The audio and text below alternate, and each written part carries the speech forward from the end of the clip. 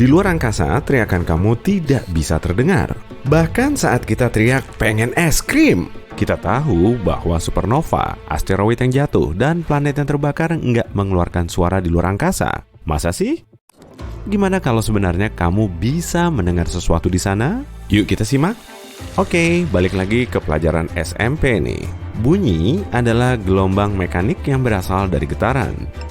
Maksudnya gimana sih? Contohnya adalah senar gitar. Tarik salah satu senarnya mulai bergetar. Atom di dalam senar logam mulai mendorong dan mengalahkan atom udara di sekitarnya. Nah sekarang, atomnya terus saling mendorong, sehingga sampai ke telinga kita. Mirip kayak gelombang yang muncul waktu kita melempar kerikil ke kolam. Gelombang ini memiliki kecepatan sekitar 1224 km per jam. Gendang telinga kita mulai bergetar pada frekuensi yang sama. Lalu, getaran itu dikirimkan oleh tulang kecil di dalam telinga ke otak. Akhirnya, otak mengenali pola getaran itu dan menjadikannya suara. Keren! Sekarang kita tahu kita butuh beberapa partikel untuk menghasilkan suara. Partikel-partikel ini ada dalam bentuk gas, cairan, dan padat. Kalau di luar angkasa gimana? Nggak bisa. Di sana benar-benar hampa udara. Kamu mungkin udah dengar luar angkasa hening karena hampa udara. Tapi maksudnya gimana sih? Ruang hampa udara adalah ruang yang kosong, nggak ada materi apapun. Artinya, nggak ada apa-apa di sana. Meskipun ada benda luar angkasa, sebenarnya nggak ada udara di sana. Nggak ada atom atau partikel juga. Pokoknya kosong. Sebenarnya, hampir. Nggak ada yang benar-benar hampa udara. Kita nggak bisa menyingkirkan atom, tapi hampir nggak ada atom di luar angkasa. Rata-rata cuma 15-80 atom per 16 cm kubik. Kayaknya sih masih banyak, tapi ingat, atom itu kecil banget. Dan jarak kosong di antara atom itu sangat besar.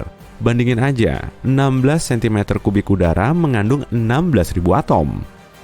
Jadi, dengan kekosongan itu, atom-atom ini nggak bisa saling mendorong. Meskipun getarannya kuat banget, misalnya kayak supernova, tetap aja atom nggak akan saling mendorong.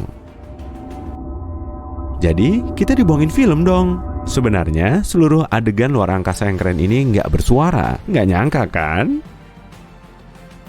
Tapi nggak usah kesel. Gimana kalau sebenarnya ada beberapa cara untuk mendengar suara di luar angkasa?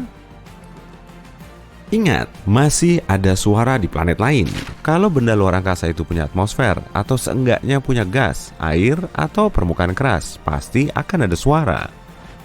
Nah, kalau di bumi, atmosfer jadi benar-benar hening sekitar 97 km di atas permukaan bumi. Di sanalah langit udah nggak biru, dan tudung berbintang hitam dimulai.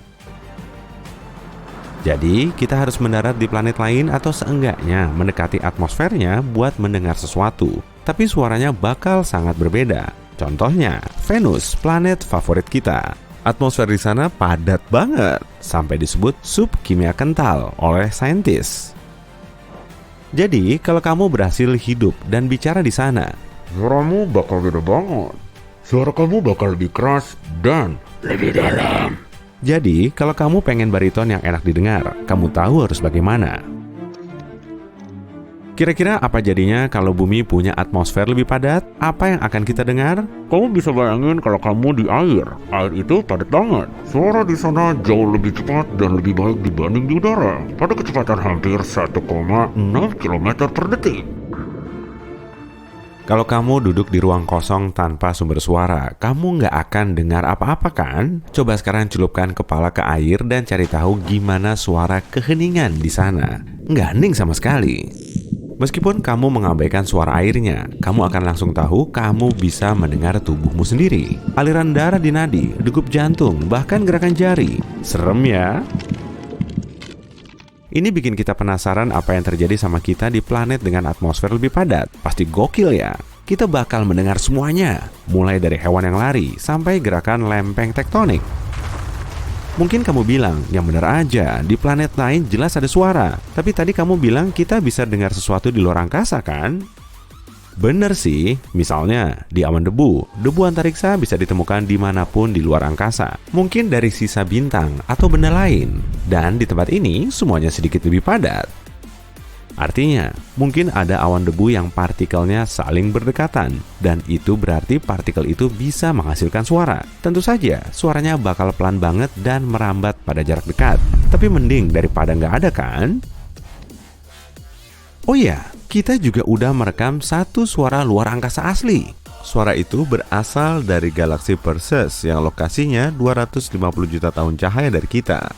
NASA merekamnya pada tahun 2003. Suaranya seperti nada B flat, 57 oktav di bawah C di piano. Kamu harus nambahin 6.600 tuts lagi ke kiri, tapi frekuensinya rendah banget sehingga nggak bisa didengar telinga manusia. Tapi selain itu, kita cuma bisa mendengar sesuatu di dalam pesawat antariksa. Lagi pula, ini adalah kantong udara kecil. Di pakaian luar angkasa, kamu juga bisa mendengar, termasuk mendengar pernapasan dan sirkulasi darahmu. Tapi dua astronaut yang melayang berdampingan nggak bisa saling mendengar meskipun mereka berdekatan dan berteriak. Lucu juga sih, ceritanya kamu astronaut, terus kamu nabrak sesuatu. Kamu mendengarnya sangat keras, tapi temanmu nggak dengar apa-apa. Makanya, astronaut menggunakan perangkat radio. Secara teori, kalau kamu bisa melepas pakaian luar angkasa kamu dan bertahan hidup, kamu bakal bisa mendengar obrolan dan suara lain di dalam pesawat antariksa. Kok bisa? Begini, ada udara di dalam pesawat dan itu membuat suara merambat. Suara merambat melalui rangka logam dan melewatinya. Lalu, kalau kamu bersandar di pesawat atau mungkin menyentuhnya dengan siku atau lutut, suaranya akan langsung dikirim ke otak melalui tulang, bukan telinga. Iya, tulang kita menghantarkan suara. Seperti itulah orang tuli mendengarkan musik. Namanya hantaran tulang. Sistem ini digunakan dalam beberapa headphone dan teknologi lain. Kamu bisa coba sendiri, tutup telinga kamu dengan jari, tutup rapat sampai kamu nggak dengar apa-apa. Lalu coba sentuh sumber suara, apa aja yang bergetar, misalnya speaker yang lagi muter musik menggunakan beberapa bagian tubuh yang tulangnya dekat dengan kulit. Ini kerennya, kamu bisa mendengar suaranya bukan melalui telinga, tapi langsung di otak. Tapi jangan lakukan percobaan ini di luar angkasa ya. Kamu mungkin udah tahu tentang suara luar angkasa. Di sana kamu bisa mendengar suara matahari atau planet lain. Gimana cara kita merekam suara-suara ini? Gampang aja. Ini satu lagi cara buat mendengar suara di luar angkasa. Gelombang elektromagnetik atau radio. Radio adalah bentuk radiasi elektromagnetik yang sama kayak cahaya. Gelombang ini bisa merambat dalam ruang hampa udara tanpa masalah. Begitulah cara kerja pemancar astronaut. Saat astronaut bicara pada temannya, gelombang suara berubah jadi gelombang radio sampai ke temannya, lalu diubah lagi menjadi suara. Inilah cara kita mendapatkan suara luar angkasa. Kalau gitu, planet kita sebenarnya berisik banget. Kita mengirim banyak gelombang radio ke alam semesta, semua sinyal radio yang kita dengarkan. Sayang sekali sinyal ini cuma merambat 110 tahun cahaya dari kita. Tapi ada bagusnya, kita nggak mendengar apa-apa di luar angkasa. Bayangin, kalau suara bisa mudah merambat di alam semesta, kita bakal mendengar semuanya dari suara matahari sampai supernova terdekat. Serem kan? Jadi, mungkin kita beruntung. Ingat, di luar angkasa kamu nggak bisa mendengarku teriak. Mau es krim?